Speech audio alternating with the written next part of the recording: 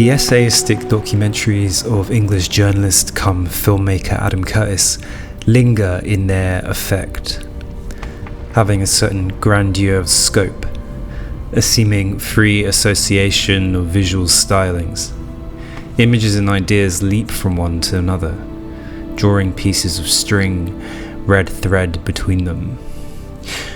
In all his years as a filmmaker, Curtis has tackled many and varied questions in films that frequently meander for hour after hour. In 1992, that began with Pandora's Box. In 2004, it was The Power of Nightmares. In 2016, it was Hypernormalization, and there were many in between. And now in 2021, in the year of the long coronavirus, we find ourselves with this. Can't Get You Out of My Head. A 6-part, 8-hour romp through the emotional history of us. Who are we and why? And what do we want to become? They're compelling questions, but really we're here to ask, is Curtis more copy-paster than the theorist, more meme artist than missionary, and what crucially does it all really mean? Ralph, did Curtis change anything for you, really? I would liken Adam Curtis to Jordan Peterson in not an uncomplimentary way, because consider the lobster. I feel like there is a combination of, you know, he's kind of got this old guard atmosphere around him. He's very interested in grand narratives, and people, it's not very fashionable to like him, and yet there is a huge thirst for him. No, this is what I mean, right? Like, there's a sort of, we like to think that we don't, that he's oversimplifying and that he's kind of, that he's unsubtle and it's a bit crude and all of that.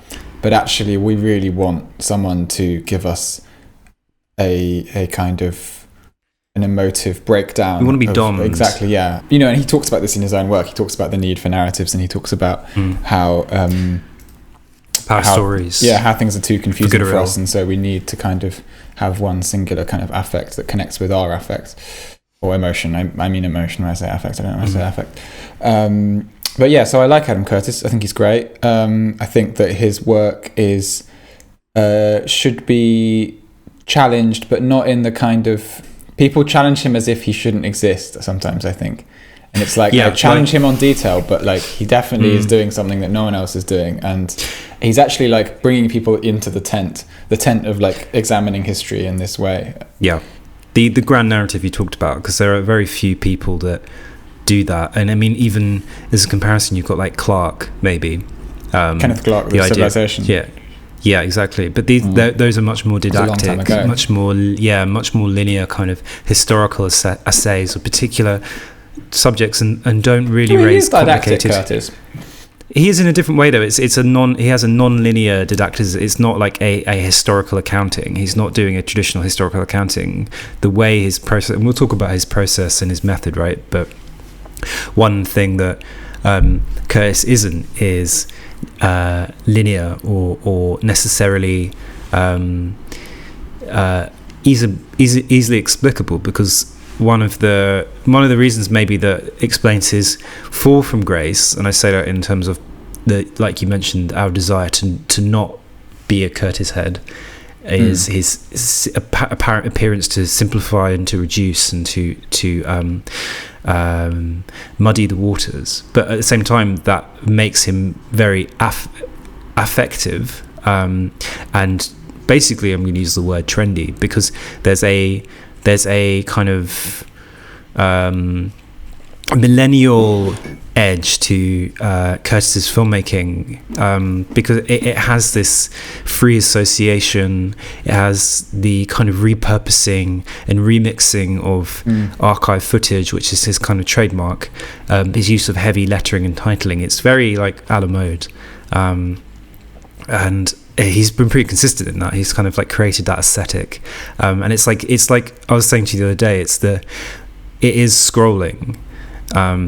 this is a wall of images and references. What he does is he tries to create a thread between them, and he doesn't say, I'm going to find the most coherent and logical story and narrative and argument through these pieces. I'm going to find a path through them. It doesn't mean it's necessarily the best one, because he has a really interesting way of choosing the way causality works in the Curtis universe is really curious, because he'll choose like a specific event. It might be like, meanwhile psychologists were in America were working on this, and this led people to believe this, and it's like, well, no, because he's kind of post facto creating links that aren't really there. It's not like the whole there are some crazy jumps.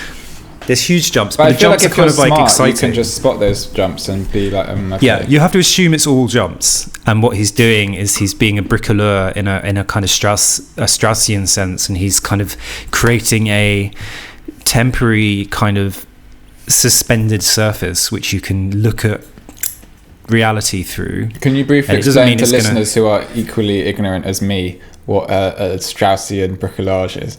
Well, I'm talking about Claude Lévi-Strauss, who talked about, it's an anthropological concept about the bricoleur, which is, again, quite discredited, but he believed in the idea of primitive societies often having a figure like a shaman whose real purpose was not just ritual, but was kind of an ability to link parts of their reality and universe together. It's quite an interesting thing. I think it was, it's a really good analogy. It's a great one. And I think, Curtis does that. And it's not like this is the final answer for what he's surveying. It is just an answer that he's temporarily pulled together. Isn't it? For a moment allows you to glimpse a truth.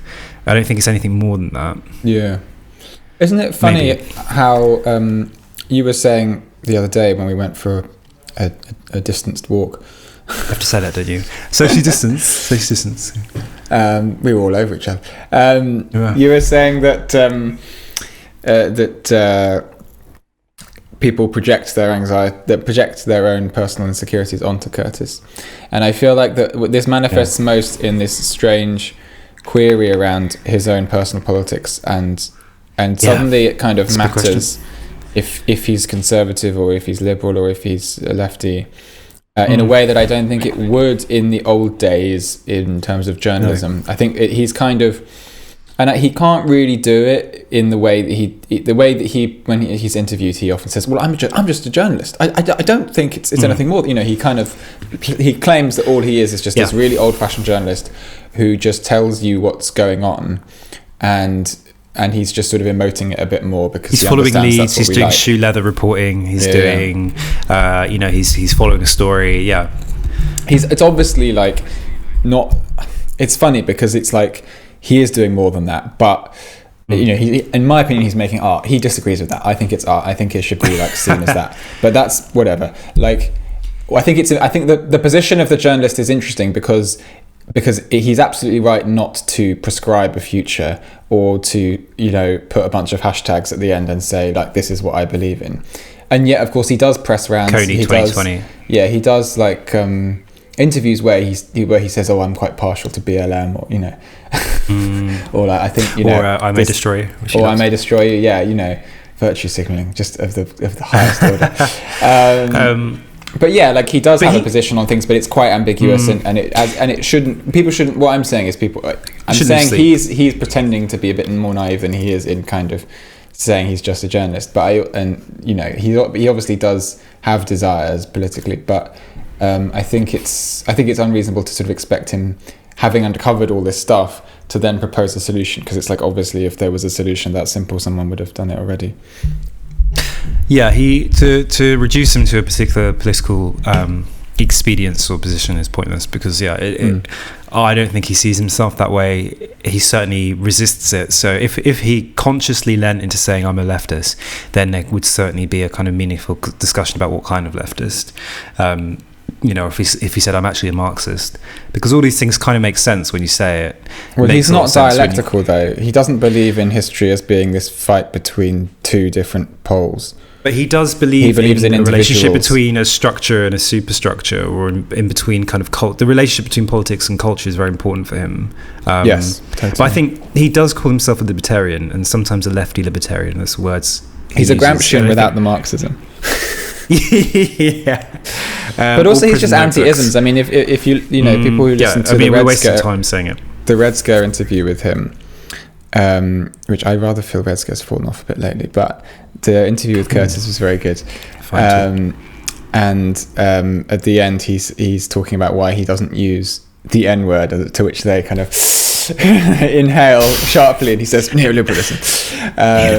And it is, it's true. When you do use words like that, it does kind of they're reductive. It reduces your ability to say things if you're trying to do what he does. Yeah, because his whole project particularly, and actually this is the first time with the Curtis film that I feel like people are having this conversation about his political leanings. I don't think this was an interest. Last time he released a film of note was Hypernormalization in 2016, and actually I think the culture has sufficiently changed in those 5 years where that wasn't up for debate before.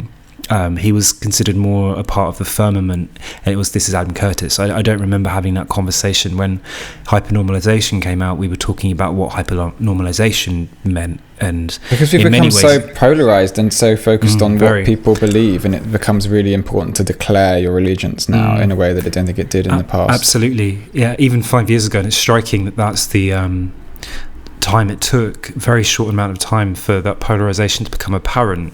And one of the interesting things about Curtis's cinema is about his politics, as it were, because you can ascribe these things, and when they do make sense temporarily. It makes sense that he's a libertarian, but then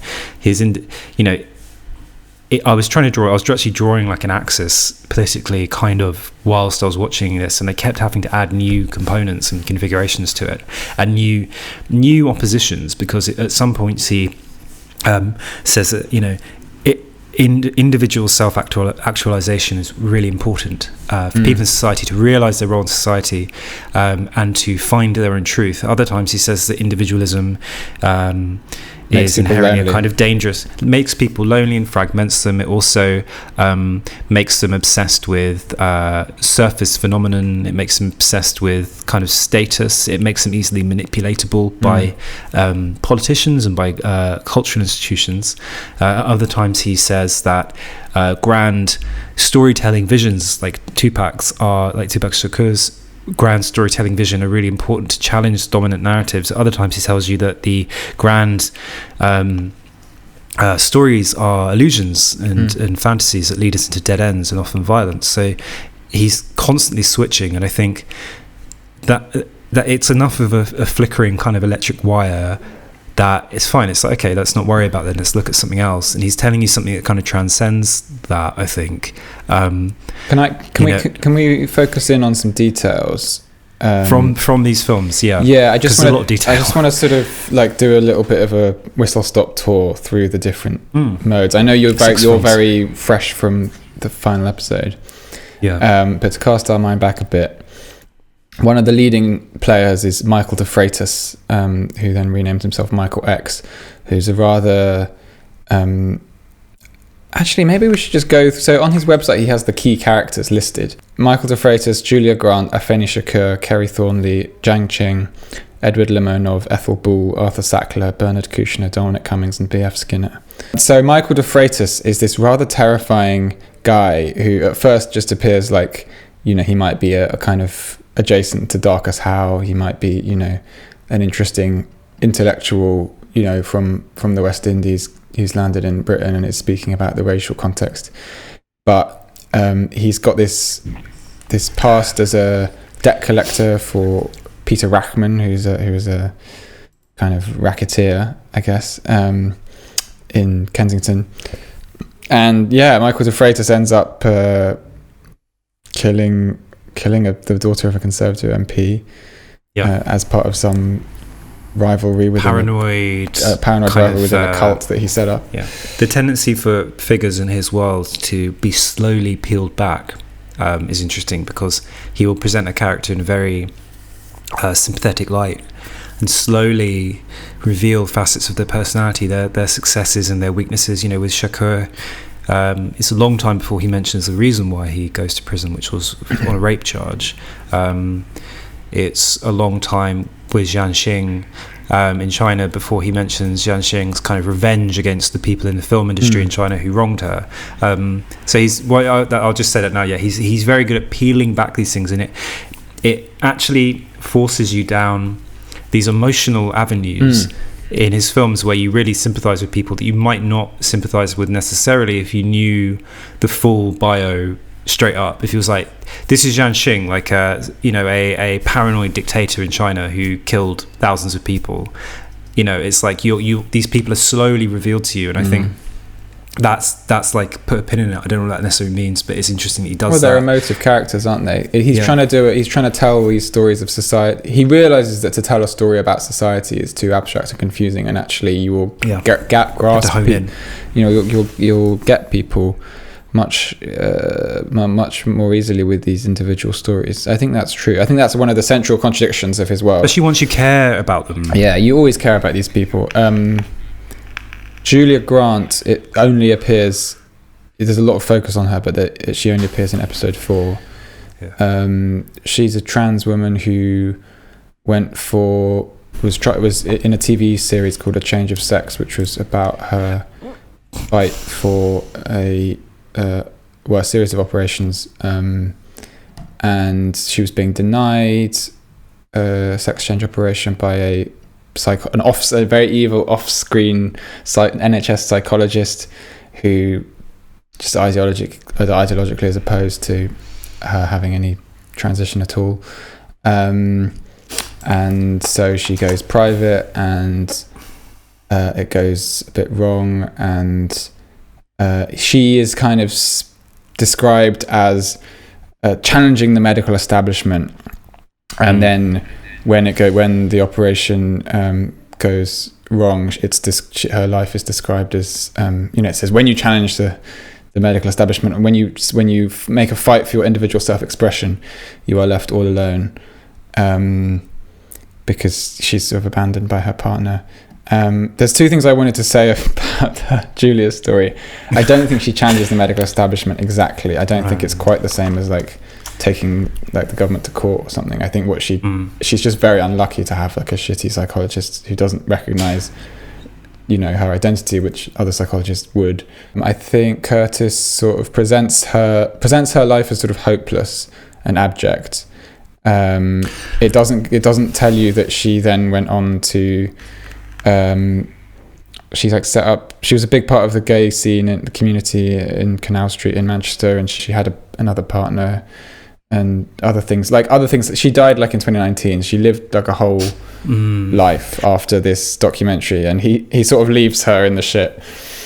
He does isolate people. I think he likes to tell the story of them as separate, siloed individuals. And that's the same as Michael de Freitas. It's the same as Afeni Shakur. Maybe Afeni Shakur is one of the people where that's not so much the case, but even Afeni Shakur is kind of treated as like a lone voice within the Black Panthers. Kerry Thornley is kind of separated slightly from the context of his very social, political activist career. Edward Limonov, something that Curtis really does is kind of digs into the times when Edward Limonov was rejected by the emigre community in New York, when he was lonely, when he was a waiter working on his own, when he was a kind of dejected figure. He does do that. He does pull them out of their social fabric a lot. But it does feel important, given the point there's so much at stake in the point he's making about how when you fight for yourself, you're alone, ultimately. And I think that's basically true, but I don't think think it was quite. I think that the Julia Grant story just felt a bit. It was an amazing, compelling story, but it sort of felt a bit crowbarred in to make that point. Whereas I think it was really true of Tupac. I want to talk about Tupac for a bit because I think he's on his strongest ground when he talks about Tupac. And I really love this succession of interviews with Tupac where Tupac older stages of his life. Like he's very young and quite feminine when he's got that sort of tank top on, and he's sort of quite cute and talking about his hopes and dreams. And then there's that interview, I think it's after he's been in prison, where he's just saying, you can't trust anyone, like everyone will let you down, you've only got yourself. Which is just absolutely tragic. Trump love every time, it's like fear will always be love. Which is complete opposite of what he's saying a few years earlier. Exactly, and you know how can you argue with that when he was murdered? You know, it's really like it is really, and the stuff he's saying about like the people don't want to, they want to fight each other, they don't want to fight against the system that's oppressing them. I mean, pretty spot on and sad. His mother is kind of seemingly more able to, in her prime, when she was part of the Black Panthers, she represented herself in this case, and she cross-examined this cop who was undercover and who was undermining their projects and kind of encouraging them to do things that would criminalize them. And so she managed to get everyone off the charges, which is a really amazing, inspiring story. But quite it seems, even though we remember Tupac because he made some banging tunes, politically his life is very tragic, and despairing. His life is often her life was quite depoliticized, actually. Depoliticized. You don't think of him as being a political figure, really. Absolutely not. I think what Curtis does do, to his credit here, and I think he's on really strong ground with Tupac, is to re-politicize and revitalize the stories that Tupac pursued and shaped in his life. And that's a success here, because every one of the characters he chooses, he shows how they do often move through states of storytelling, which is key to his argument in Can't Get You Out of My Head, which is the relationship between individual latent feeling of morality and need and self-actualization and kind of social structures which inform your life, stories which you create for yourself and stories which you were told, whether by advertising or psychologists, or whether by TV or film or whatever. And he shows these people moving through these different story states. I mean, Kerry Thornley is a really interesting one. He was a hippie. He was part of the Tucson that started Operation Mindfuck, who seeded the idea of the Illuminati in America as a kind of satire on conspiracy theories, and which then took root as an actual conspiracy theory, which is really an interesting story in its own. And he shows Kerry Thornley today as a kind of a man kind of outside of that. He's looking back on it. He's able to analyze his position in those stories. And it's interesting. People that throughout are shuttling between moments of isolation and moments of empowerment. Even Dominic Cummings, who's made to seem like a much more kind of sympathetic and ideological figure than he has been. It doesn't deal with like the full downfall of Cummings. It deals with the rise of Cummings, actually.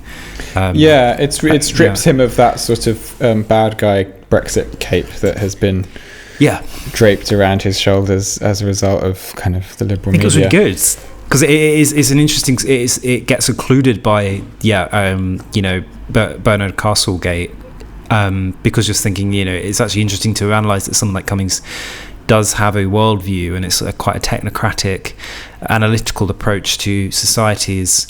And he's an outsider and a renegade. I mean, Dominic Cummings is not a member of the Conservative Party. I think that's an important thing to remember. And I'm not saying that in his defence, but I'm just saying it's notable, that he was the man of the moment for the Conservative Party, and yet he was, But that's what I was saying about Curtis generally in these films. Is he chooses. It's almost worth not honing in on these figures too much, or kind of making them exceptional, because these people almost aren't exceptional. They're kind of chosen. It could have been any 15 people, whatever, that he chose to tell this story through. The story didn't hinge on these individuals at all.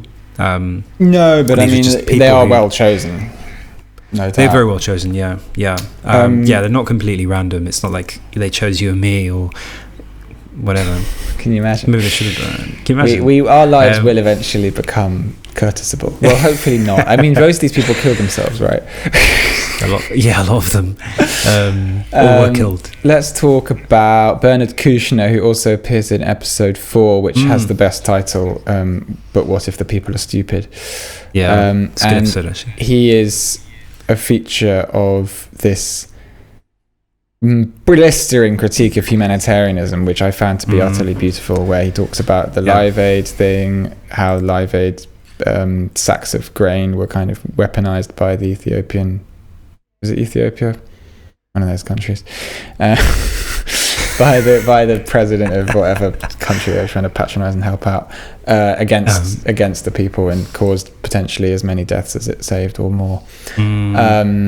And I just thought, basically it starts with Joan Baez and loads of these. But this goes back to our thing about like what Curtis believes, because he shows in quite a critical way,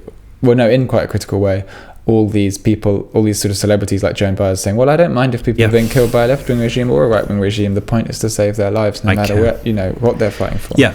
And you want to believe that, but then also like these people don't understand power, and so these dictators just run rings around them. It's interesting with Kushner, because Kushner founded Médecins Sans Frontières. Oui.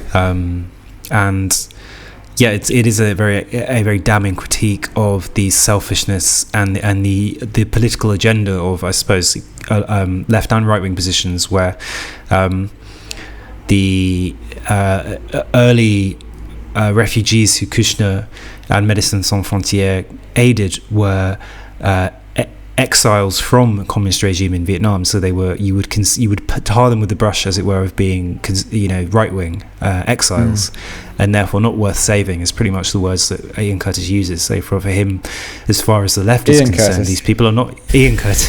Adam Curtis. Had to pick up on that. Médecins Sans Frontières will tear us apart again. He sort of makes this damning critique that the left will not intervene to save the lives, and will not view these, as it were, not saying they are, but right-wing exiles as needing salvation or help. And it shows the kind of selfishness and the atomization of political ideologies. Yeah, if you've been killed by a communist, not a fascist, then you're like less deserving. Yeah, which is it's crazy. the self-servingness of it, and I think Curtis revels in those ambiguities. Yeah, Edward Limonov is a really great example of that, because I called it. I was watching it, I was thinking, I bet this guy's going to turn out to be a fascist. I bet he's going to well done me. I can spot. Look, Mum, no Wikipedia. But it's true, and I was like, yeah, of course he is. Of course, he's kind of was instrumental in founding a kind of neo-fascist Bolshevik movement in Russia in the 90s. Because these outsider figures often for the lols, for the banter, it seems kind of there was something kind of strange. No, I think he was sincere. They all looked like they having quite a lot of fun. Oh, when he's like shooting in Sarajevo.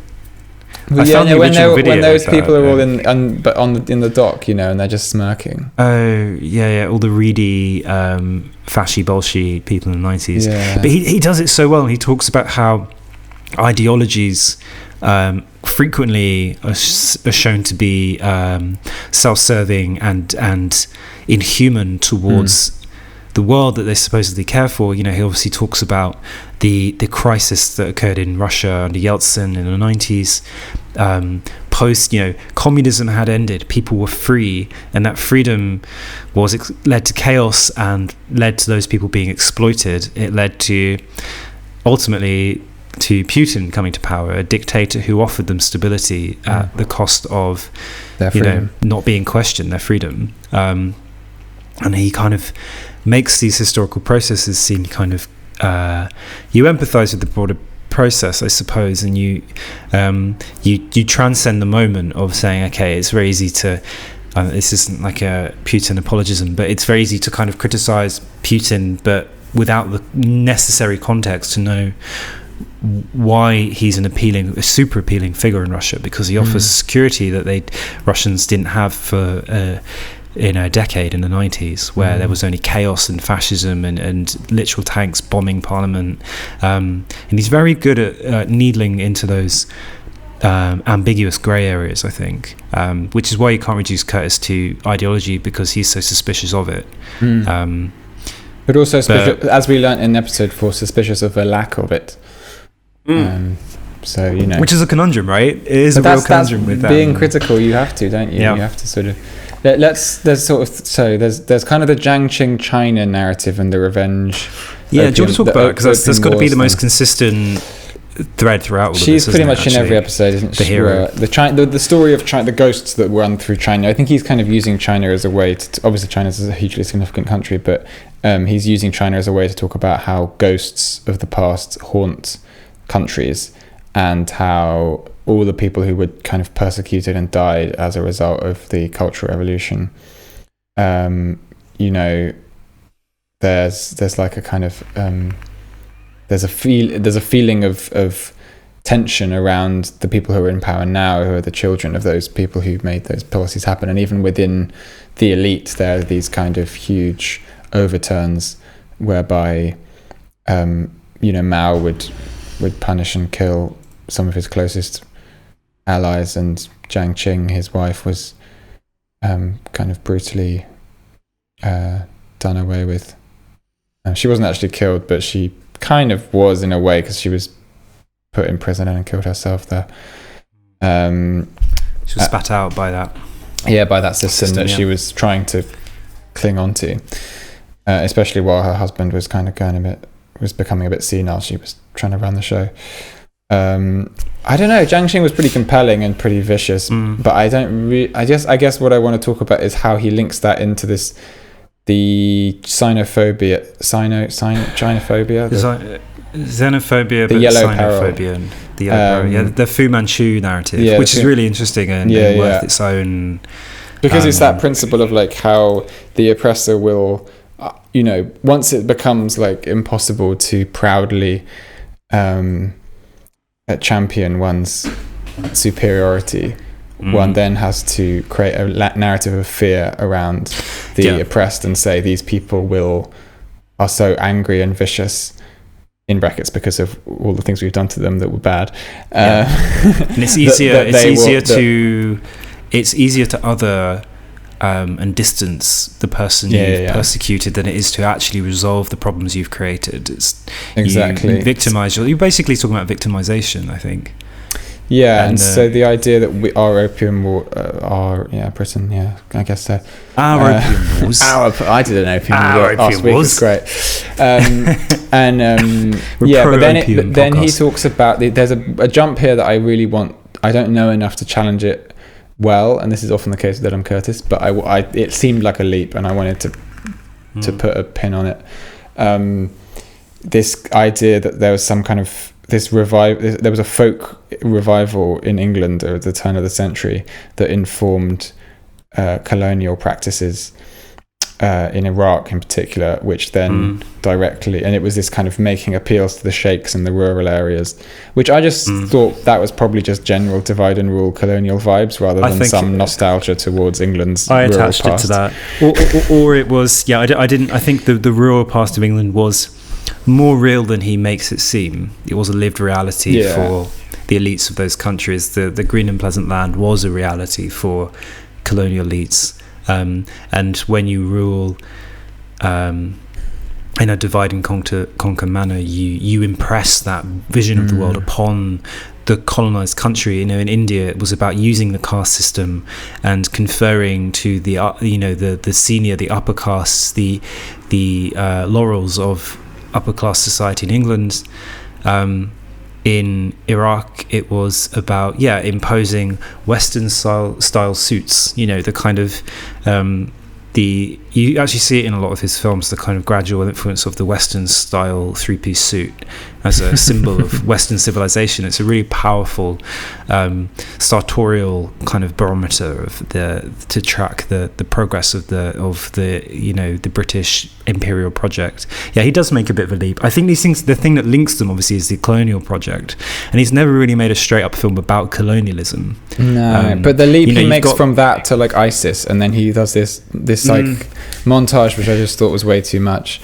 Where he has the classic footage of the ISIS training videos. The ISIS training videos, they're taking people out to be beheaded, and he's got this kind of English folk music over. I mean, maybe like my discomfort at that is like, evidence that it needs to be in the film or something. I don't know, whatever. But like, I feel like that section was really and stupid. It felt manipulative, like emotionally manipulative in a way he should really be trying to avoid, because his whole question is about countering the power of emotion to be used as a kind of blunt force object to convey ideology, and there he does it a bit too lazily, because there's an interesting enough story that can make you feel and it doesn't that. seem to understand power. For someone who talks so much about understanding power, that felt like, not really. Well, he's accurate. making I think his failure to, as I say, failure is, I hate to say that, his refusal or decision not to engage with colonialism and the practices of colonialism itself kind of opens himself up to those criticisms, because that's the red thread that links the kind of yellow peril, that links the Opium War, that links Iraq to Sykes-Picot, to the creation of Palestine. It links all of these things, and that's also really like all of the CIA behavior, like all the countries that CIA manipulated, to manipulate. Honduras, whatever, blah blah blah. That's the red thread, and really, there it's about power, and the thing that could really kind of like dot the I and cross the T for him there is the power of stories, because the civilization was the conferring of civilization upon the primitive, brutal, Africa and the Middle East. The story of civilization gave the kind of smokescreen to allow the British to do that. It made it seem less horrible than it was. And he does allude to that. He does say that, there's a hypocrisy at the heart of, civilization insofar as it calls itself civil, whereas in fact it's as brutal as anything. And I don't think you can accuse him of being like ambivalent about colonialism. He's the first episode opens with like footage from the Mau Mau concentration camps. I mean, it's very so I wouldn't throw those. He's no Ben Rivers, He's no Ben Rivers. But I would say just that leap there felt like he was making it more of a cultural thing than I think it was. I think more about power and money than he was implying there. Yeah. And I think that's probably like one of the more legitimate critics Curtis gets, is that he does make everything about culture. Not everything, but I think Mayfair Set is probably his strongest series because it's so rooted in economics. But yeah, even while he dismisses culture as being too isolated from politics, he still kind of sees it as a deciding factor in a lot of political processes. Well, culture is more compelling than economics. I mean, it's so emotional. Culture is so emotional. Have you seen The Big Short? I have, yeah. Yeah, it's great. I love Big Short. He's good mates with Adam McKay, isn't he? Curtis. Yeah. I mean, it's interesting because this is part of a kind of complicated lineage of films, and we look for more. It's interesting. We look for a lot of meaning and resolution here because I think Curtis's cinema wears the armor, wears the three-piece suit of journalism and of documentary, whereas we don't look to Sans Soleil or Chris Marker or any of the kind of iconic essay films in the same way. We don't try and seek the same resolution for them, but because he plays in the arena of resolution and of grand argument, we look for that in Curtis, I think. Because it is part of that. I see it it's very Markarian in a sense, even if there's like more recent kind of parallels that Harun Faruqi maybe that he kind of, or René's films which do engage with colonialism, Statues Do Not Die, for example. You've got a lot of films which do use a kind of emotive kind of ambiguously real and fictive narrative to build a compelling argument to attack a particular critical position, which is what he does. But he's the most journalistic of all of them, isn't he? Oh yeah, because Alexander Kluger as well is is like the German Adam Curtis, but much less journalistic, much more like art and dramatic, or just not spilling you out were as recommending much. I haven't seen it yet. You were recommending a film to me, weren't you? The Power of Emotions, it's called, which is just such an appropriate title to double bill it with with Curtis. But yeah, it's a film. It's kind of a collage of narratives and clips from operas and stuff in it. Yeah, it just has this real beautiful. It's courtesy in the extreme at certain points. I don't think many people have seen it. Kluger is somewhat underrated outside of his native Deutschland. But yeah, I need to watch it. It'd be good to do a Kluger episode at some point. Let's do it. I've got a question for you, right? So, fire away. One of the things that happens when we watch documentaries often is documentary in a media saturated world is a kind of activism. You watch a documentary, you feel very fired up, and you share that documentary, and you say this documentary aligns with my vision of the world. So important. You need to watch Cowspiracy. But how does Can't Get You Out of My Head make you feel, and what does it make you want to do?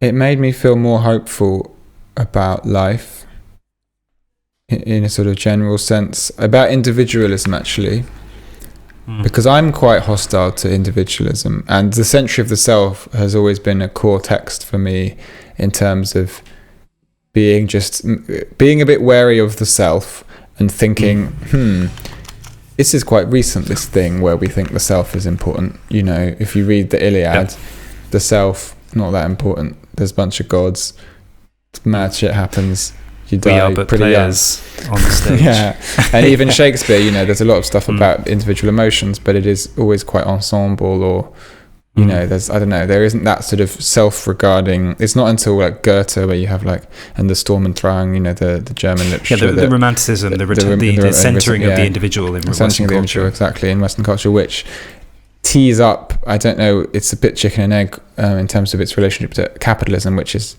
necessarily like a economic system which privileges the single individual unit or the family unit, although now I don't think it bothers with the family unit that much. It's really quite individualized under neoliberalism. Dare I drop the N-bomb? I think it made me feel. We'll talk about the ending and the three options he lays out when we talk about Sackler and B.F. Skinner, because I think that's like the final piece of the puzzle in terms of the key characters. But just in terms of your question, how did it make me feel? It did make me feel not empowered to do anything. It didn't make me join any group or anything like that. I didn't think it intended to, but it did provide a certain sense of like forward motion and opportunity. And I think there's an encouragement there. It's a little bit like a sort of mental health thing for me. Cool. Well, he says all this stuff about how we aren't, you know, the psychological tests that they did that showed that everyone could be manipulated really easily through priming, were redone, and they got different results, which people very rarely acknowledge when they talk about psychological experiments. Yeah, people, you know, when you quote a psychological experiment like the Stanford one, no one ever says, I wonder what would happen if they redid that, or what were the circumstances. You know, it's actually like this stuff is hugely dynamic. But anyway, what he was saying is that people maybe seem to have a bit more agency, you know, and a bit less manipulable. And actually, the only thing that you can guarantee you to be manipulated is the belief that you can be manipulated. And if you kind of free yourself from that, you might be able to have a bit of a future. Because it kind of raises the idea that the idea of the individual, the concept of the individual, is itself quite fluid. It's quite an elastic thing. You know, throughout the 6 episodes, he talks about various dominant psychological models, you know, one of which says, yes, we are. Priming is a very real thing. The mind can be programs and can be manipulated and influenced. And later, there's a new psychological kind of dominant view which says that we can't actually in fact be dominant, and people are stronger than, that's the refrain he uses, that we're stronger than we think we are. He talks about thinking we aren't strong makes us weak. So there is definitely a clarion call in his films to recognize the power of the individual to shape their own reality, but at the same time he's very damning of that to lead to a silo. And he does, without using ever the word solidarity, I think, does talk about the importance of shared storytelling, and the fact that an individualism that is only focused on the self is damaging and plays into the hands of those who would manipulate it or pretend to manipulate it. He doesn't talk about solidarity because it's bollocks. What about self-care? That's what his films are really about, Ralph. But I think it is hopeful in the sense of I think there's a kind of doom pilling around the Biffa Baradi Fisher complex of that oft-repeated quote about it's easier to imagine the end of the world than it is to imagine the end of capitalism, and there's a kind of wallowing in the muck of that. Yeah, well, Curtis prefers this quote from Graeber, which is all about, the world can just as easily...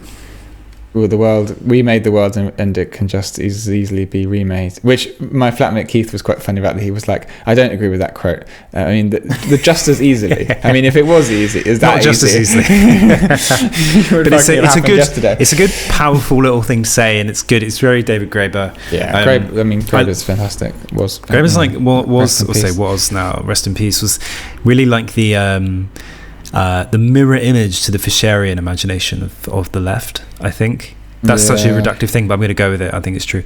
But they both died, didn't they both lived in London. They did both die. And both lived in London. But I think there is, with this film, a tacit...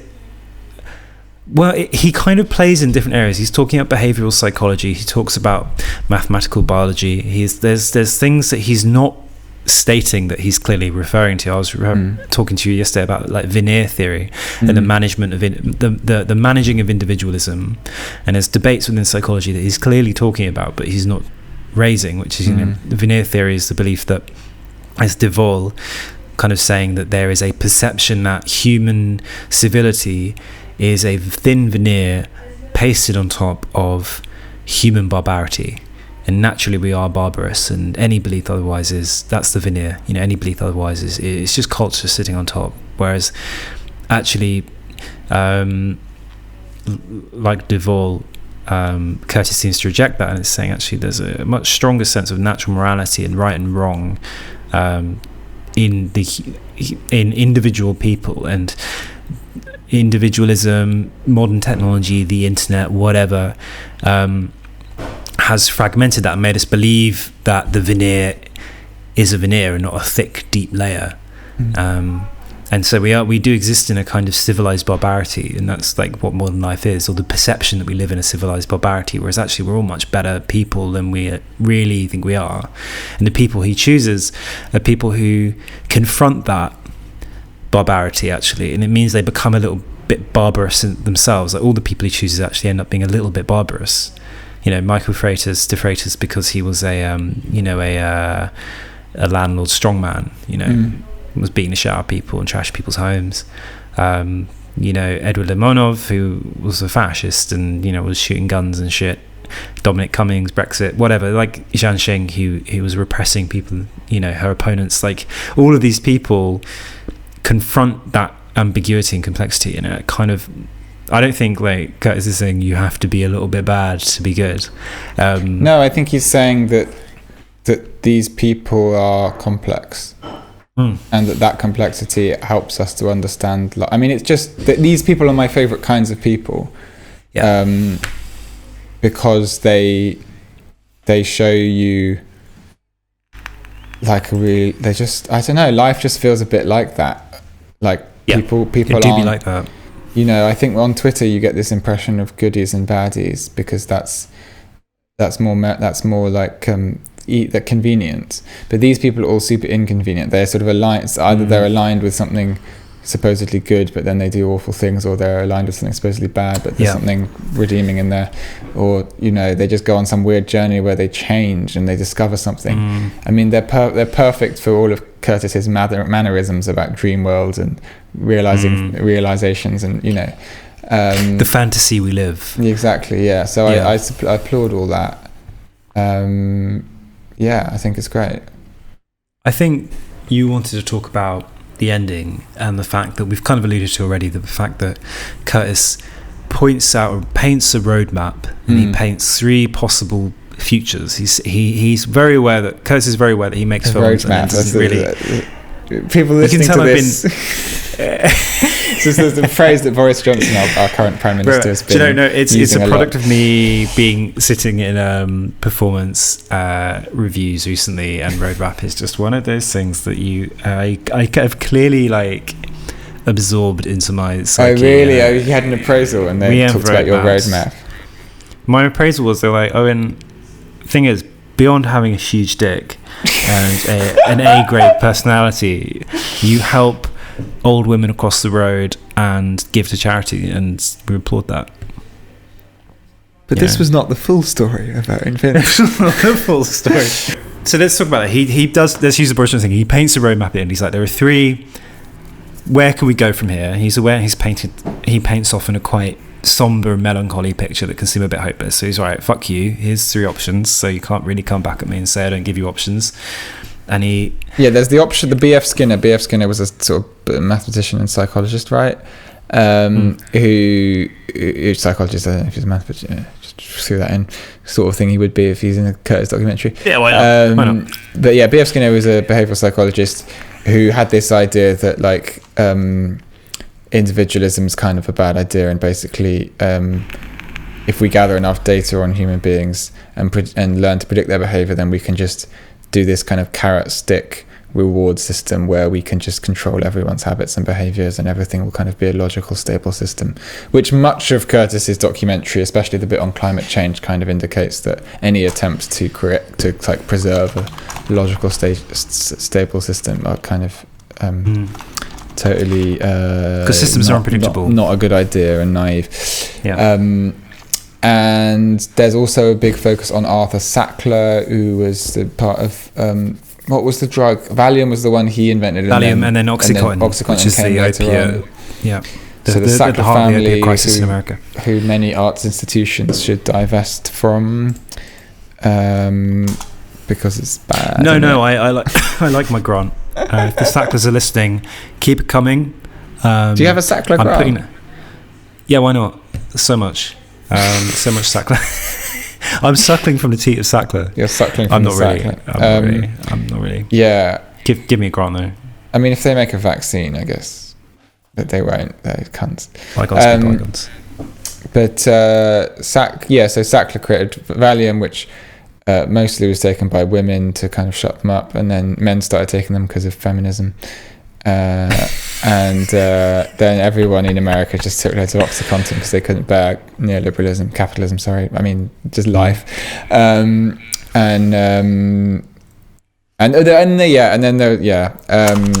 so that sort of feeds into this idea of rewards and control, and how much freedom do we really have, and what can we deal with that freedom. It made me think of like Fromm as well, actually. Great. There's a Frankfurt adjacent philosopher who did the Fear of Freedom Fromm. Is it Eric Fromm or Ernst Fromm? Anyway, great guy. Ernst Fromm, but I could just speak because it's German. Yeah. And then the other thing I wanted to say was just like the immense, just early on in, can't get out of my head, like the immense tension between individualism and collectivism, where you have people in China, which is like a very homogenous society as we understand it to be that way through various kind of cultural ideas and theories, but then there's this individualism that spikes through these individual people who are dissatisfied and want to like stand up for themselves and define things. And when then on the other hand you have this individual driven society like America, where everyone's just taking the same drugs, living in the same suburbs, becoming really homogenous, and their behavior is being shaped by advertising and drugs and culture, and it's just become totally you're numbing yourself to the realities. And one, the his kind of third prong on the roadmap is to imagine a different future. And he says that we individuals have the power to imagine that future. That's why he references David Graeber twice, at the beginning and the end of the 6 episodes. And I think that should tell you enough about what he's actually saying. He's saying we do have the power to imagine a different future. We have the power within us to do that, to resist. And obviously it's not up to Adam Curtis to actually tell us how to do that. Of course not, because he's a journalist, right? That's the bit where people ask for their money back, isn't it? Yeah, he's like, well, I was expecting a 10-step plan, but I think there's a lot of interesting things where, because again, it's also diffuse and it's very, very hard to talk about. But it's interesting, like fodder. I think one really compelling thing that's often said about the modern global system, and often about democracies in the West, is that we elect leaders whose job is simply to manage the decline. Yeah. And whoever manages the decline in the most status quo adjacent way is the best person to do that. Biden is a case in point, right? And even Obama was a manager of decline. So that's the second, especially Obama. Yeah, that's the second option, just to get back to the structure of his Yes. final argument. The first option is this BF Skinner thing where everyone's just being controlled by data and algorithms. The second is where things are kind of managed by someone who's like a bit nicer than Trump. And that's sort of how the Biden thing is going. It's like, you can have your individualism, you can have your BLM, but it's that meme, which is that we're going to herd you through the system and we're going to round off the edges.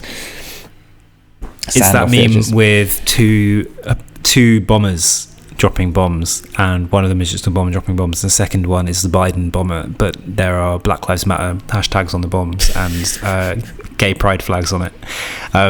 Which is kind of that. It's that facetious way of presenting that. Yeah. Critique there, Aaron. It is, isn't it? That's what I'm here for. That's how I collect my checks.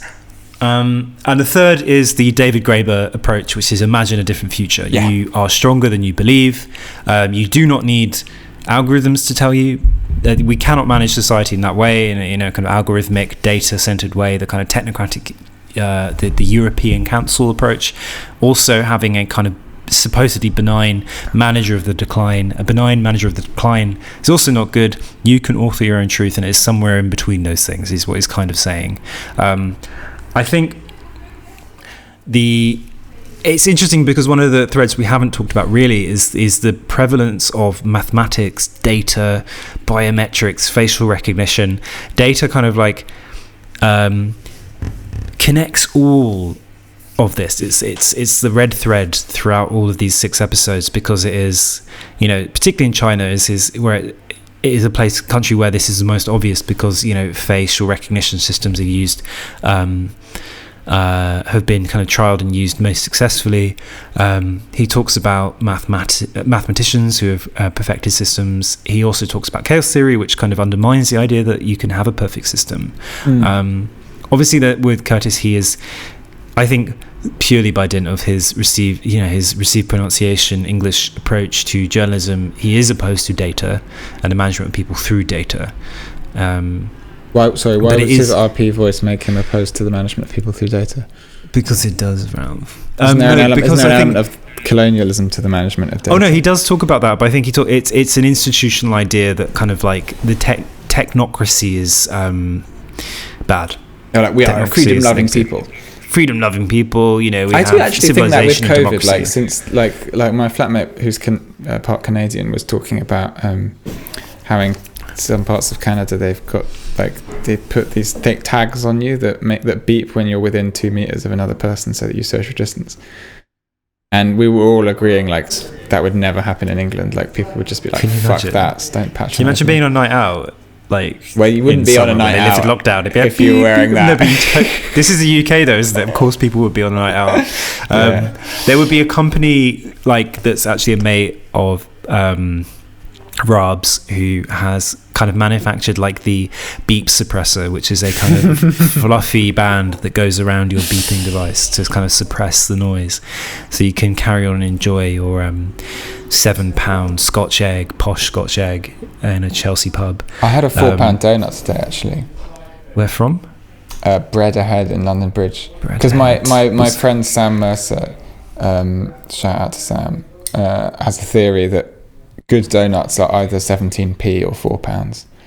True, Sam. Wherever in the world you are right now, it's true.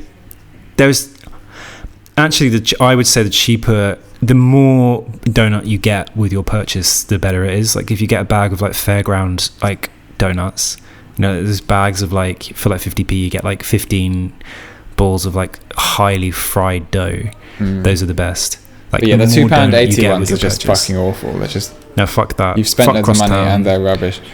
But this £4, this particular £4, we should get sponsorship.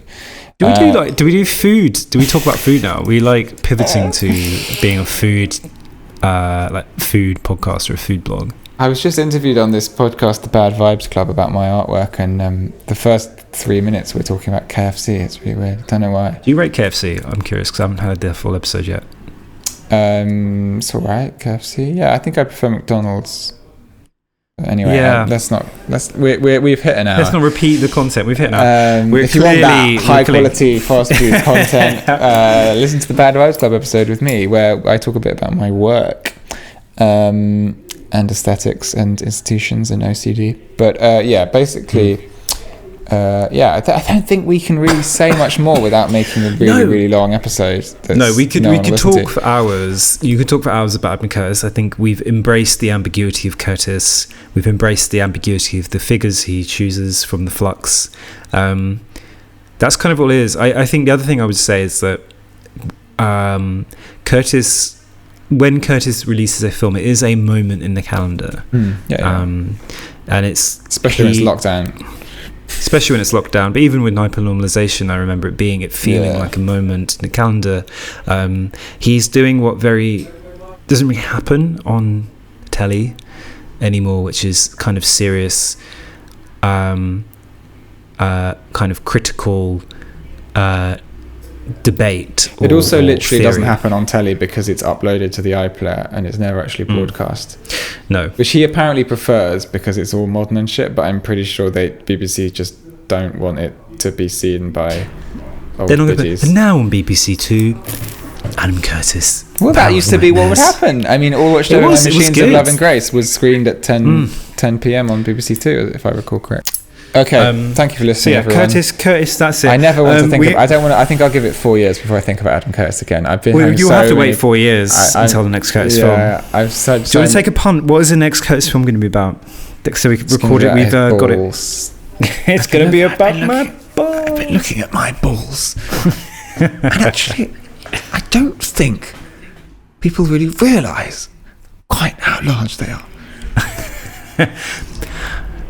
But that was a fantasy. But it was just an illusion. It was just a fantasy. And underneath my balls, I was out running in the cold, and they started to get very small, and they receded, and something very interesting happened.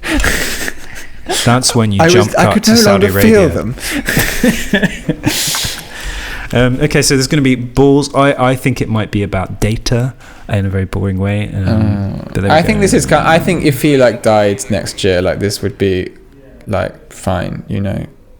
This would be your. This is a very much like a final shot, parting shot film in a way that hypernormalization and Bitter Lake weren't.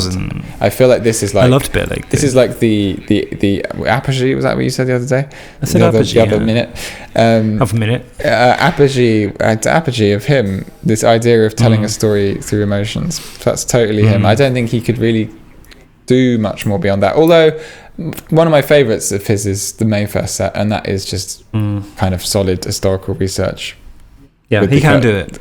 So he might just find another great story that we haven't heard. But yeah. Next week, thank you for what we'll be discussing. Discourse. I don't know. Our podcast got taken down by Spotify. It's going back up. Yeah. It was not Spotify. We're having something with Podbean. Big Pod. The money behind Big Pod is trying to sink the ship. We are on it though, and hopefully all the episodes will be back online of your favourite podcast that you can listen to. You can binge. You can put on when you're in the shower. You can fall asleep to, and we'll whisper in your ear. You can masturbate to it as well. Difficult to do that. I try. You put yourself off. I put myself off. Yeah, it's the problem. It's not you. You're great, but it's when my intros are the best bit to masturbate to.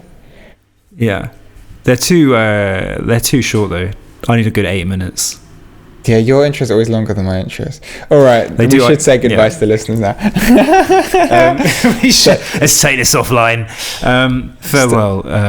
God bless. Stay safe. Good night. Bye.